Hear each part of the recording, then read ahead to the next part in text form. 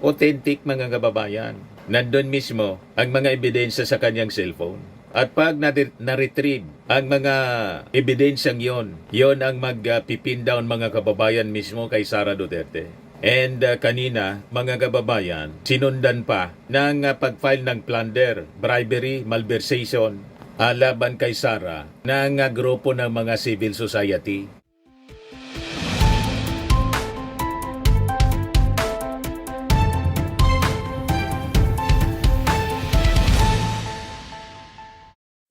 Hello po mga kababayan, si Dante Maravillas. So ito na yung sinasabi natin, nagkatotoo na mga kababayan.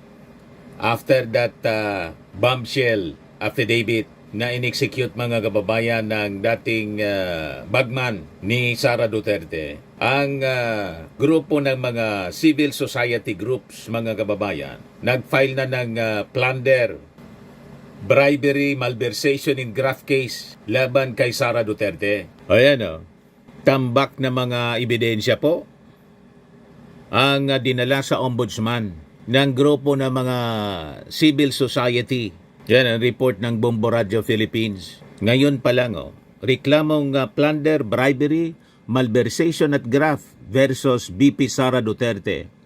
Tingnan nakatakdang ihain ng grupo o koalisyon ng mga civil society leaders, binubuo ng mga kaparian, women's rights advocates, youth leaders at iba pa ang reklamong plunder, bribery, malversation at graft laban kay Vice President Sara Duterte ngayong araw na to sa Office of the Ombudsman. Para kanya Mr. Maravillas, propeta. May mga insider tayo po.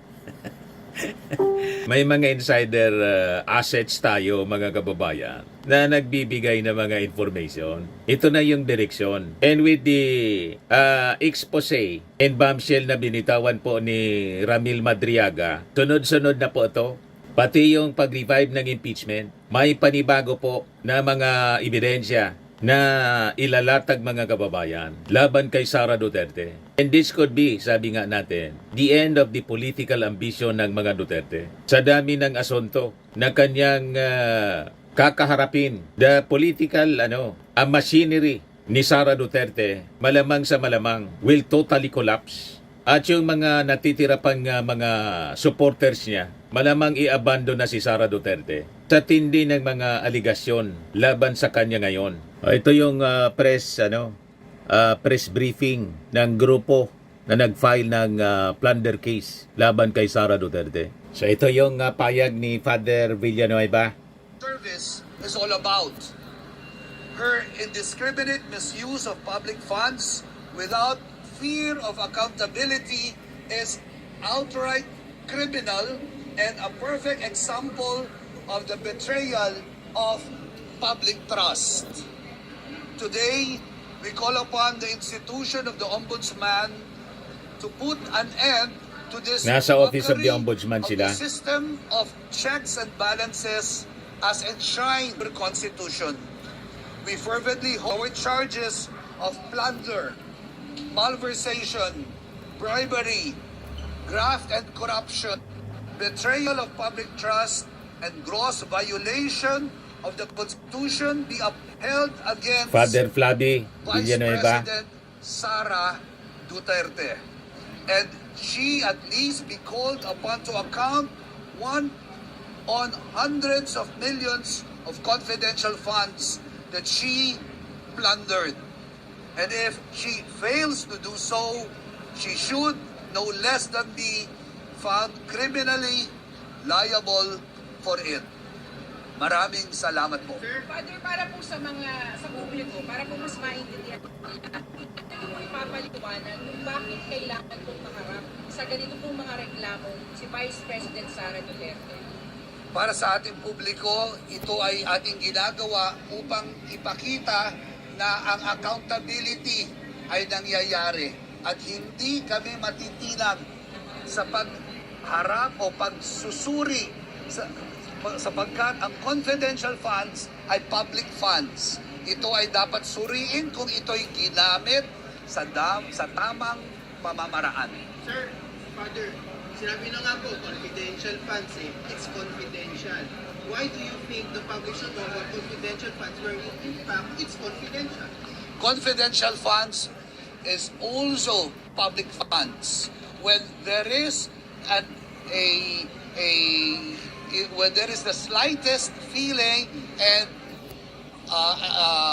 sabihin nating pagdududa na ito ay ginamit sa maling pamamaraan, then the confidence by nature is preceded by accountability.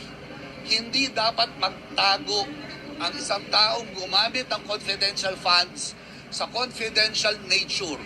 Accountability takes precedence before the confidential fund. Pero pa, sir, kasi baka yung confidential kasi ito will concern national security. Paano kung ma-divulge yung mga nagsasabing o yung mga sinasabing campaigns? Hindi po ba dapat ang national security will be first and foremost before your accountability? Tama. At ito yung dapat nilang ipaliwanag sa tamang plataforma. Ang problema, hindi naman nila pinaliwanag na maayos eh. Very evasive sila to begin with. And COA itself has already determined that there were misuse and there was a manner of the confidential funds not brought to its proper use. Ano kayo ang malinaw na nailista niyo po doon ng mga nagawa po ni Vice President Sara at ng DepEd at ng OVP? To begin with, meron tayong nakitang 612.5 na pera na withdraw, na ginamit, ngunit hindi may paliwanag.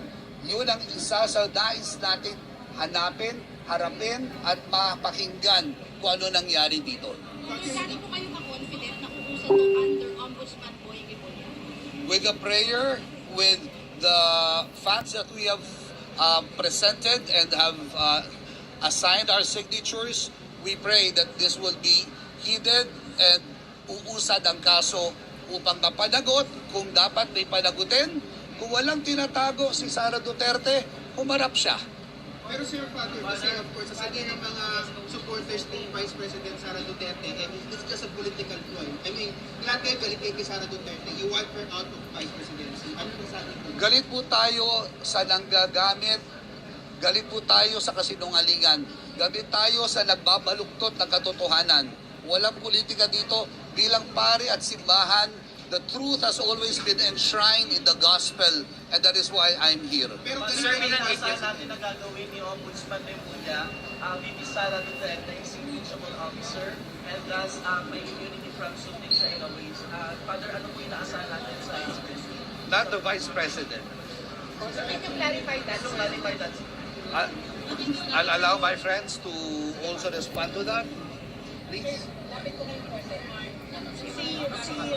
Isidro Magno. VP Sara Duterte po ay hindi immune sa si VP Sara Duterte po ay hindi immune sa kaso, no? Nakita natin sa deliberation ng House of Representatives at ito ay sworn statement ng mga empleyado mismo ng DepEd, yung abuse sa paggamit ng confidential fund.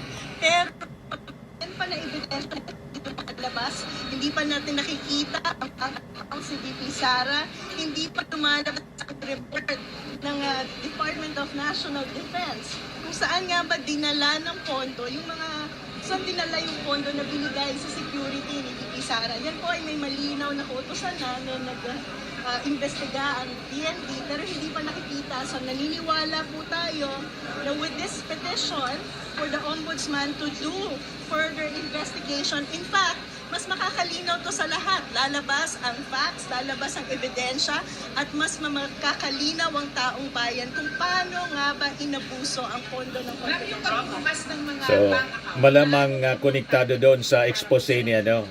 Sa affidavit ni Madriaga. Kita yung flow of money. Yan ang mag-establish ng kaso ng plunder.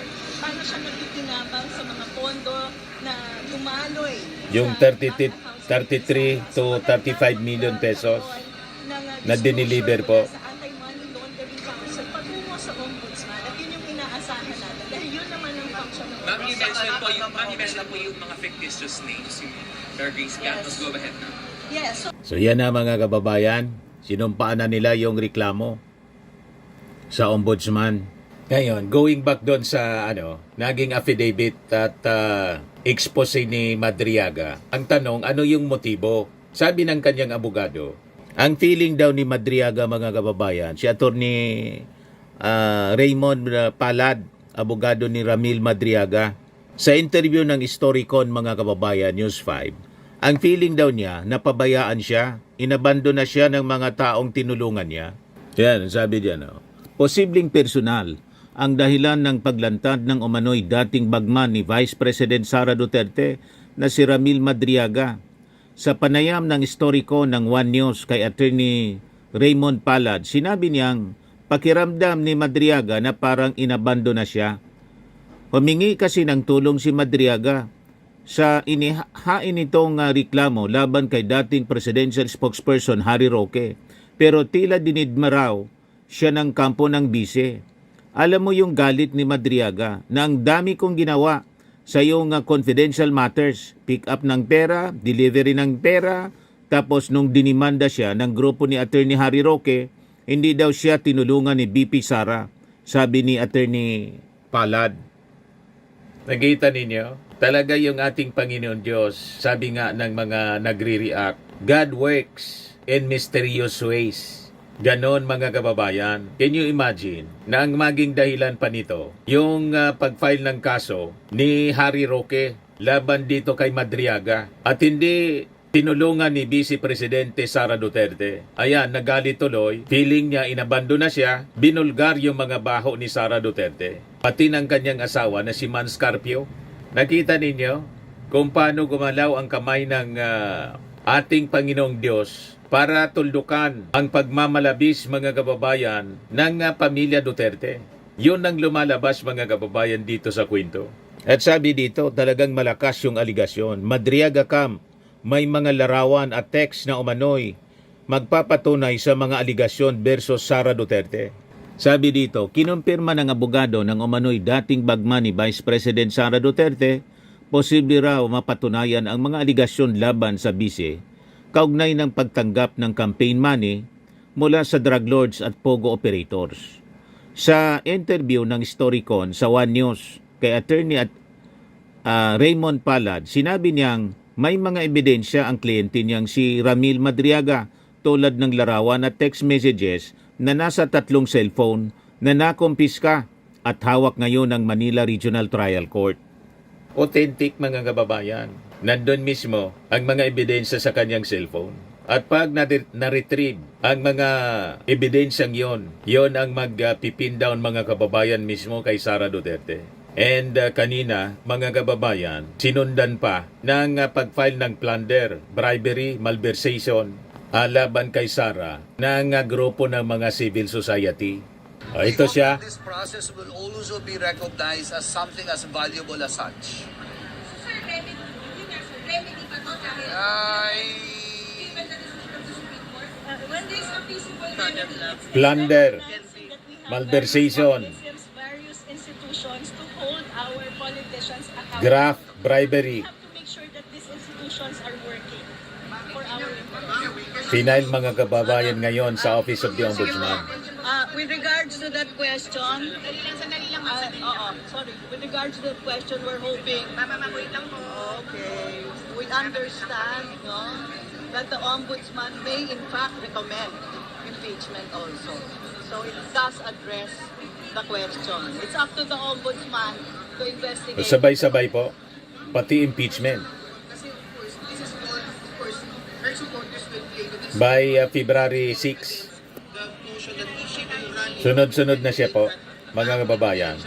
Plunder muna ngayon. will of her supporters to run for president. What's your thoughts about it? Kasi parang it's all planned. Parang sinasabi ng supporters na it's all planned against a possible Sara Duterte run in 2020. We don't get into that eh. Ang tinatanong lang namin kung siya ay may pagkakasala dahil nagnakaw siya. Kung ano ang consequences nun, wala ako dun eh. Pero hindi naman pwedeng hindi siya imbestigahan dahil gusto niyang tumakbo at may Correct. ibang taong gustong tumakbo siya. Pero ma'am, of course, yun pa rin magiging sumagot talaga. Alam mo, ang sinasabi ko lang sa ating mamamayan, pumasok sa ganyang klaseng labanan ng reasons, no? Kasi laban talaga sa tamang paraan ng pagpopolitika. Yung it's all politics, there's good politics and there's bad politics. And that kind of reasoning is bad politics. Ang pangalan na lang. Sylvia Estrada Claudio. Sylvia Estrada Claudio. Si Sylvia Estrada Claudio po ito. Yung in-interview. Siya po. Isa sa mga leader ng civil society po. So ang sinasabi niya po, wala silang pakialam kung tatakbo o hindi tatakbo sa pagka-presidente si Sara. Wala sila doon sa intensyon sa politika. Ang kanila mga kababayan, nagkasala si Sara, malakas ang mga ebidensya na nagnakaw si Sara ng hindi lang milyon, bilyon. Sa latest na pinalabas na affidavit mga kababayan ng isang dating bagman niya. So kailangang papanagutin sa batas. Yan ang punto nitong mga nag-file ng plunder case, malversation, bribery, and graft laban kay Sara Duterte. Yan po. Civil society leaders have filed multiple criminal complaints including plunder, bribery, malversation, and graft against Vice President Sara Duterte and 15 others over alleged misuse of 612.5 million pesos. So hindi pa dyan kasama, mga kababayan, yung nasa affidavit ni Madriaga. Malamang yon ang isusunod po. Yung naging expose, bombshell ni Madriaga po sa isang amended complaint or baka ibang grupo ang mag-file ng kaso laban kay Sara Duterte gamit yung naging affidavit po ni Ramil Madriaga. So, yun ang aabangan po natin sa mga susunod na araw. So, yun lang po ang ating short video ngayon. Atid sa inyo ng napakagandang product from Australia. I am Worldwide Amazing Pure Organic Barley Powdered Drinks Mix from Australia. Yung gusto mag-try po nito, napakaganda po ito sa mga cancer patients at for cancer preventions na rin po. Mag-message na lang po kayo sa amin. Sa aking anak na architect entrepreneur, Riz Maravillas. So lagi nating tatandaan mga kababayan sa buhay, you become what you believe. Ako po si Dante Maravillas. Bye-bye. God bless.